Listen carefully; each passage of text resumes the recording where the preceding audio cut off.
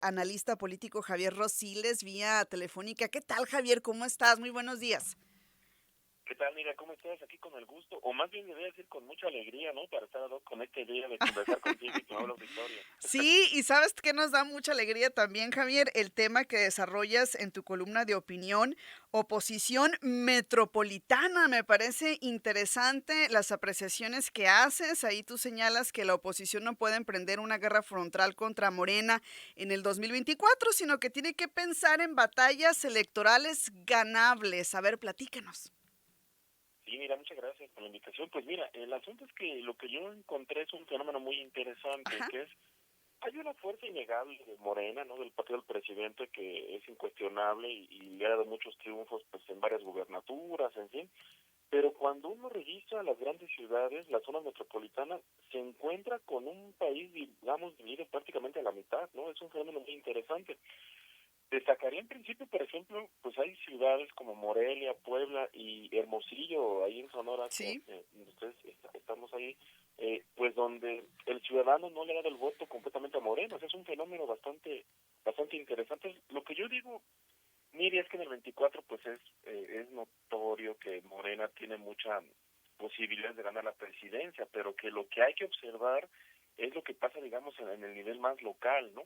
Y lo que yo encuentro ahí, como te digo, pues mira, el país se divide en 74 zonas metropolitanas, incluye 417 municipios, es decir, aquellos municipios donde se concentra la mayor cantidad de población, más del 60%, es decir, en términos poblacionales y económicos, pues son los municipios más importantes, ¿no? Y Ujú. entonces lo que encuentro es que en esos municipios metropolitanos, Morena solamente gobierna el 35%, es decir, en el resto, la oposición pues tiene un papel ahí importante y pues ha logrado, digamos, pues contener a Morena. Entonces, yo no estoy diciendo que esto le alcance a lo mejor para ganar la presidencia, ¿verdad? Lo que sí estoy diciendo es que hay territorios en los que la oposición pues está ahí presente y creo que es una buena noticia, digamos, mira, pues para la democracia, ¿no? Que haya incertidumbre sobre quién va a ser el ganador de las elecciones y que sea la ciudadanía finalmente pues quien decida quién gane, ¿no? Ujú. También le llamarían algunas personas equilibrios, ¿no?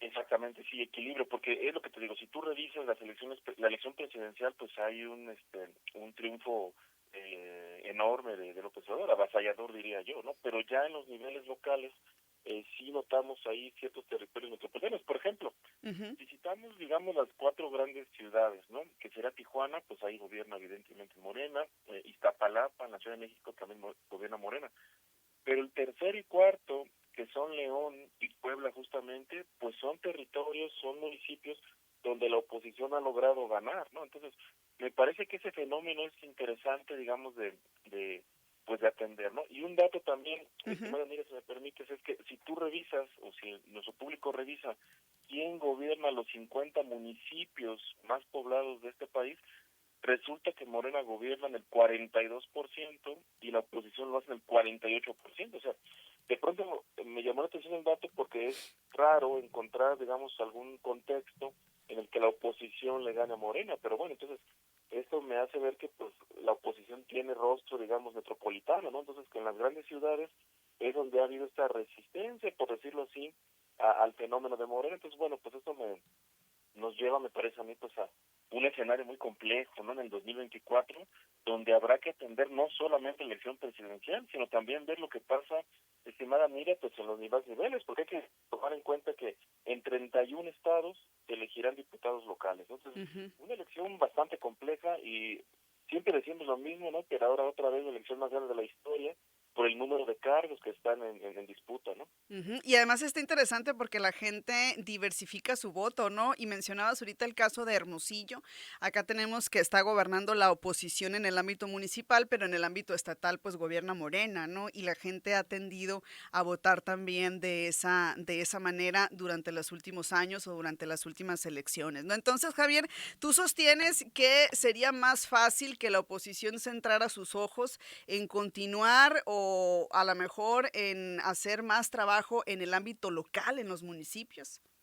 Así es, así es. Yo creo, evidentemente, pues yo soy analista, no tengo ningún partido de preferencia cuando analizo, y me parece muy complicado enfrentar frontalmente, valga la redundancia, a Morena, ¿no? Sino que tienen que elegir como batallas, digamos, muy específicas, donde efectivamente la oposición sí puede ganar, y esas batallas tienen que ser en territorios, me parece a mí, municipales y metropolitanos. Me parece que ahí está una de las claves para que la oposición pues se siga sosteniendo y tengamos estos equilibrios que me parecen a mí sanos, ¿no? La ciudadanía finalmente es la que decide, si decide votar todo por Morena pues está en su derecho, pero pues bueno, me parece que siempre los equilibrios, la pluralidad y la fragmentación política pues también a veces ayudan un poco, ¿no? A que haya diferencias de opiniones, y que pues finalmente toda la ciudadanía se sienta incluida, ¿no?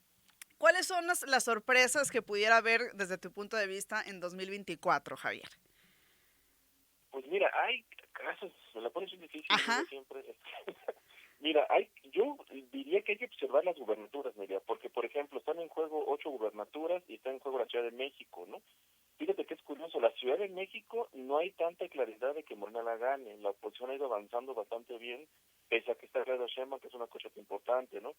También Ujú. me parece, mira, que hay que observar mucho lo que está pasando en Jalisco, ¿no? Jalisco es un estado gobernado por muchos ciudadanos, un partido, pues yo diría regional, ¿no? No tiene peso tan nacional, y sin embargo ahí, pues parece que lo podría mantener el estado de Jalisco, ¿no? Entonces, hay que observar también una cosa importante, Miriam, que es, en esta elección del 24, por primera vez, muchos gobiernos de Morena van a ser evaluados, es decir, antes se la era fácil ganar, porque como no había referente como Denis, pues bueno, el discurso era, eso ha hecho mal, ¿no?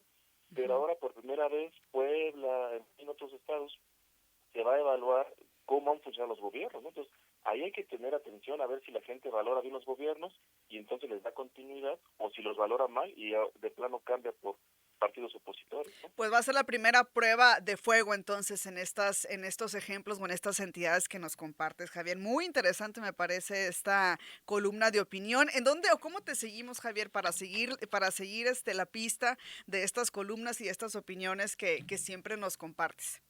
Y muchas gracias. Mira, pues en Twitter podemos seguir dialogando ahí como Javier-Rosiles, o en Facebook también nos encontramos como Javier Rosiles Salas. Ahí con mucho gusto podemos seguir dialogando.